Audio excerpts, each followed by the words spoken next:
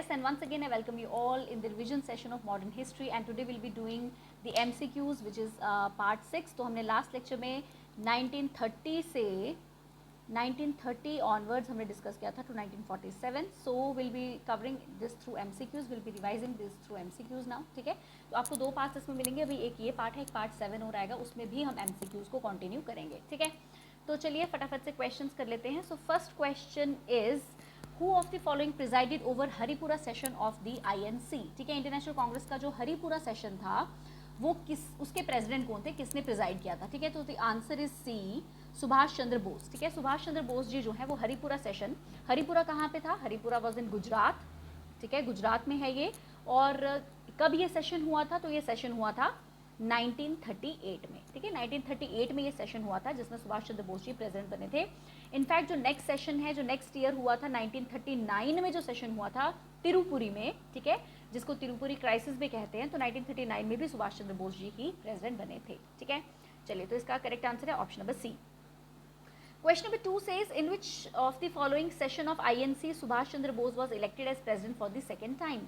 तो second time के लिए सुभाष चंद्र बोस जी कब प्रेसिडेंट बने थे. ठीक है, तो that is the Tripuri session. अभी जो मैंने फर्स्ट क्वेश्चन में भी आपको बताया, option number C is again correct answer.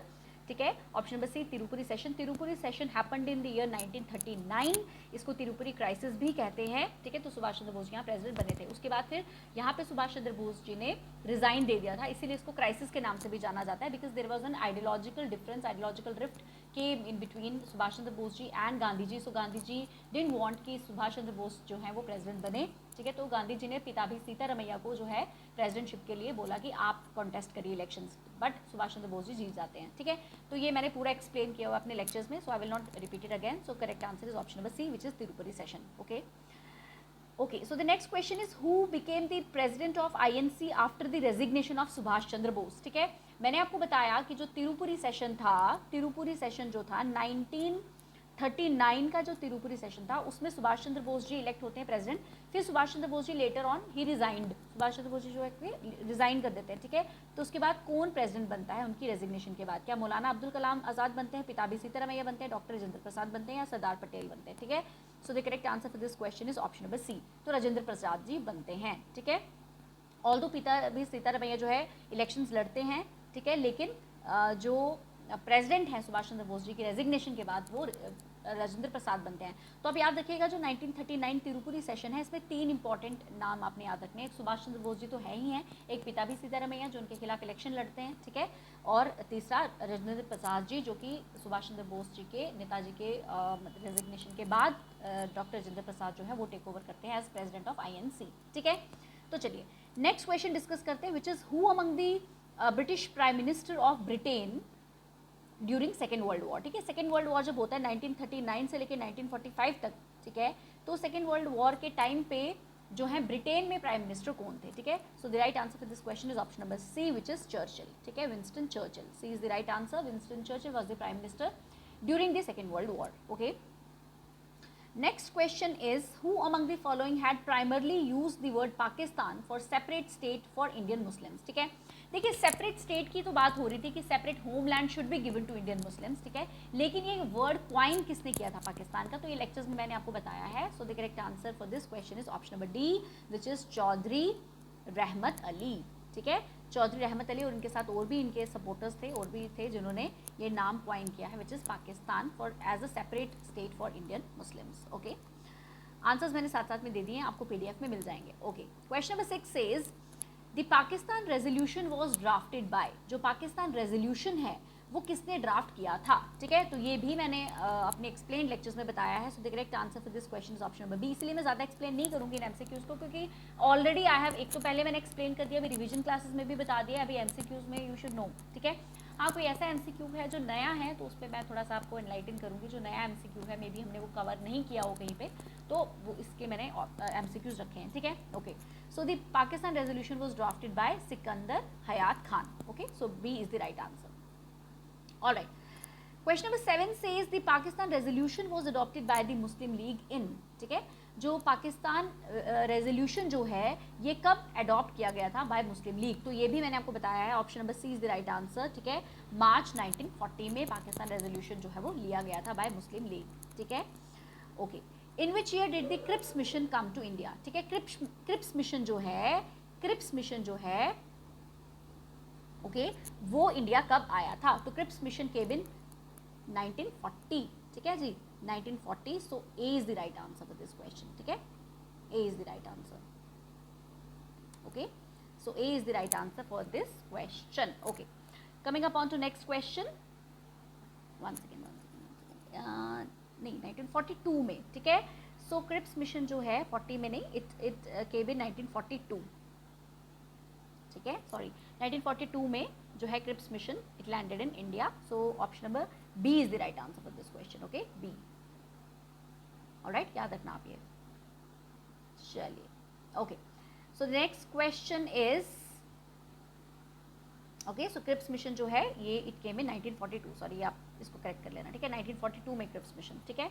Okay, फिर क्रिप्स मिशन के बाद क्विट इंडिया, जब क्रिप्स मिशन को नहीं माना मुस्लिम लीग ने और आईएनसी ने, then Quit India started in 1942 only, ठीक है। Okay, so the next question is where did the Congress launch the Quit India Movement, ठीक है। ये देखो, ये मैंने यहाँ पे लिखा भी है, बी है ऑप्शन नंबर 1942 में, ठीक है। Okay, so where did the Congress launch the Quit India Movement on 8 August 1942, ठीक है। जो क्विट इंडिया मूवमेंट जो है, जब क्रिप्स मिशन फेल हो जाता है तो उसके बाद क्विट इंडिया मूवमेंट जो है वो लॉन्च हो जाता है, ठीक है। तो ये कहाँ पे लॉन्च होता है? So the right answer for this question is option number A which is Bombay, ठीक है। बॉम्बे में एक जगह है जिसको कहा जाता है ग्वालियर टैंक, ठीक है। तो ग्वालियर टैंक बॉम्बे में जो है, यहाँ पे रेजोल्यूशन लिया जाता है क्विट इंडिया मूवमेंट का ऑन 8 to 9 अगस्त 1942, ठीक है। Okay, coming upon to question number 10, with which of one of the following movements is the slogan do or die associated, ठीक है।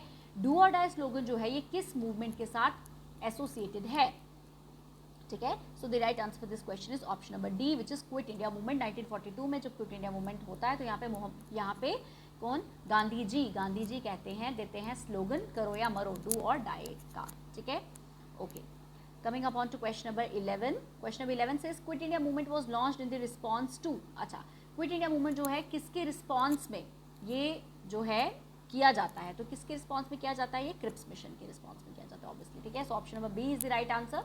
क्रिप्स मिशन जब फेल हो जाता है, ठीक है, तो उसके बाद जो है क्रिप्स मिशन जब फेल हो जाता है तो उसके बाद गांधी जी जो है वो क्विट इंडिया मूवमेंट लॉन्च कर देते हैं। So option number B is the right answer which is Cripps Mission, okay, और क्रिप्स प्रपोजल, ठीक है। Okay, which of the following parties did not support Quit India Movement? Quit India movement को किस किस party ने support नहीं किया था? तो हिंदू सभा ने भी सपोर्ट नहीं किया था, कम्युनिस्ट पार्टी ने भी नहीं किया था, यूनियनिस्ट पार्टी ने भी नहीं किया था। सो the correct answer is option number D which is all of the above, ठीक है। किसी ने भी क्विट इंडिया मूवमेंट को, मतलब only INC was there, yes common masses were there, but ये जो पॉलिटिकल पार्टीज जो बनी थी उस टाइम पे उन्होंने सपोर्ट नहीं किया था क्विट इंडिया मूवमेंट को। So D is the right answer, okay. Coming upon to question number 13. Question number 13 says who was the president of INC when it passed the Quit India resolution, ठीक है। जब quit India resolution pass होता है, जब quit India resolution pass होता है उस time पे प्रेसिडेंट कौन थे? उस टाइम पे कौन प्रेसिडेंट थे, ठीक है। अब देखिए क्विट इंडिया रेजोल्यूशन जो है वो कब पास होता है? वो पास होता है 1942 में, है ना, क्रिप्स मिशन के फेल होने के बाद। तो 1942 में कौन थे प्रेसिडेंट? पहले ऑप्शंस देख लेते हैं, ठीक है।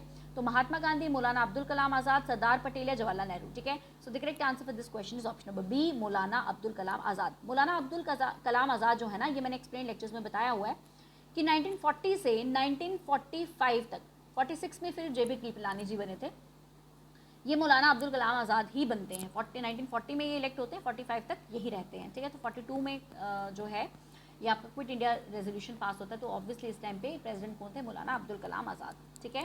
Okay, coming upon to the next question. Next question says, one second, okay, the prime minister of England, ये आंसर चलिए इसमें है ही, ठीक है। चलिए, the prime minister of England during quit India Movement was, कौन प्राइम मिनिस्टर थे जब क्विट इंडिया मूवमेंट चला? तो विंस्टन चर्चिल, ठीक है। B is the right answer.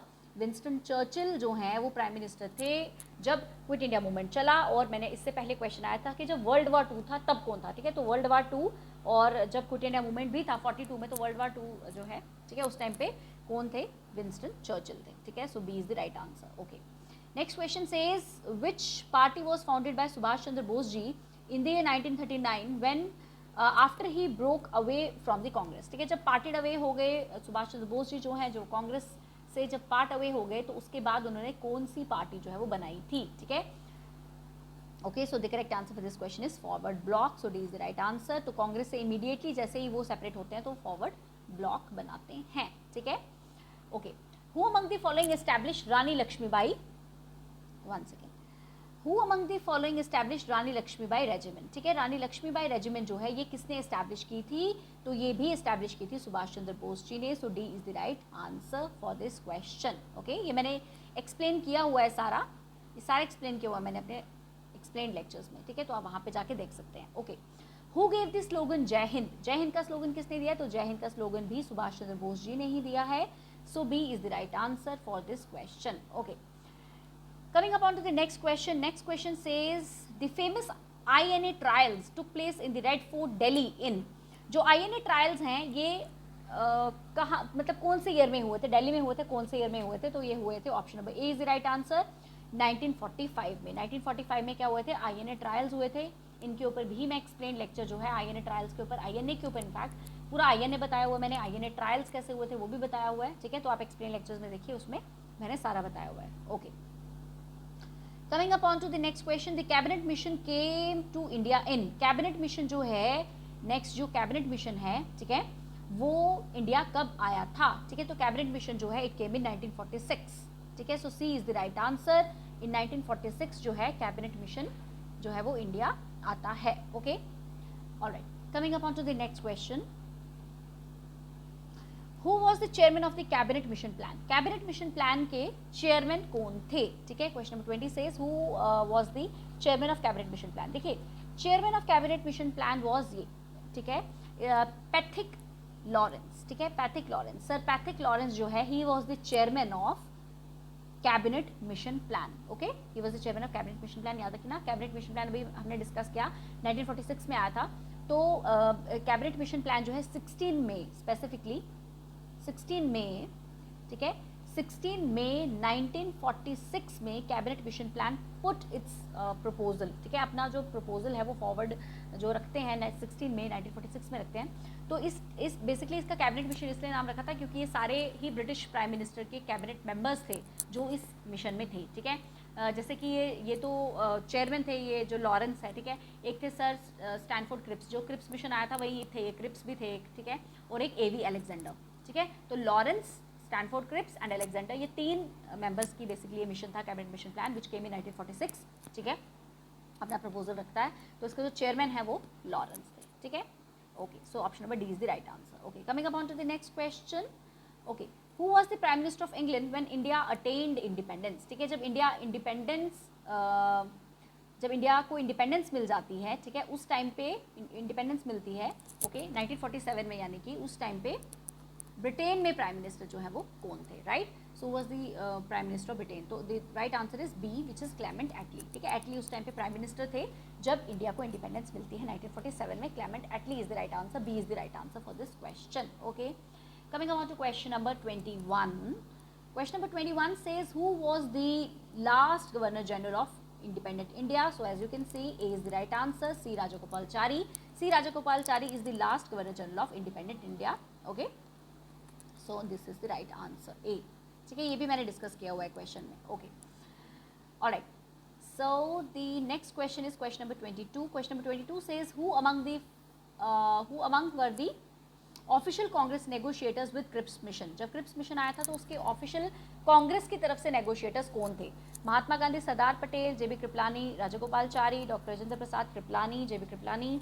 JL Nehru या Maulana Abdul Kalam Azad ji. So the right answer for this question is option number D, it is J L Nehru and Maulana Abdul Kalam Azad, ठीक है, जेएल नेहरू, जवाहरलाल नेहरू जी और मौलाना अब्दुल कलाम आज़ाद जी जो है ये कांग्रेस की तरफ से नेगोशिएटर्स थे क्रिप्स मिशन के, ठीक है, ये आपने याद रखना है।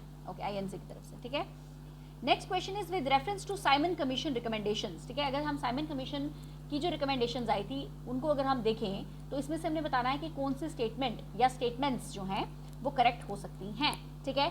सो पहला है it recommended the replacement of dyarchy with government in the provinces, okay, next is proposed the setting up of inter-provincial council under the home department, it suggested the abolition of bicameral legislature at the center, ठीक है, तो bicameral legislature at the center ऐसी कोई बात नहीं हुई थी, inter provincial council की बात नहीं हुई थी, ठीक है, इंटर स्टेट काउंसिल की हुई थी, इंटर प्रोविंशियल काउंसिल की नहीं हुई थी. So this is also incorrect, ठीक है. It recommended the replacement of dyarchy with government in the provinces, ये सही बोला है, ठीक है. यहाँ पे इसने कहा था कि प्रोविंसेस के पास ज़्यादा पावर दे दो, ठीक है. तो it recommended the replacement of dyarchy with government in the provinces, so this is the right option, ठीक है. So option number A is the right answer for question number 23. Okay, coming upon to the last question of today's session. Okay, 26 January 1950 had chosen for the enforcement of constitution because, ठीक है, 26 जनवरी को क्यों choose किया गया है for the enforcement of constitution, क्यों choose किया गया, ठीक है. ये मैंने एक्सप्लेन लेक्चर्स में बहुत बार बता चुकी हूँ मैं, because C is the right answer for this question, because Congress had celebrated 26 January 1930 as the first Independence Day. Now since Congress has celebrated 26 January 1930 as its first independence day, that's why to commemorate this day 26 January we kept as such, हमने 26 जनवरी को इसलिए 1950 को जो है अपना constitution enforce करने के लिए ये डे रखा है, ठीक है. So this is all about today session. Next session में आपको बहुत ही जल्द मिलूंगी जिसमें हम और क्वेश्चंस जो हैं वो डिस्कस करेंगे, ठीक है. तो I will see you very soon with the next session. Till then take care, bye bye, keep studying, keep revising.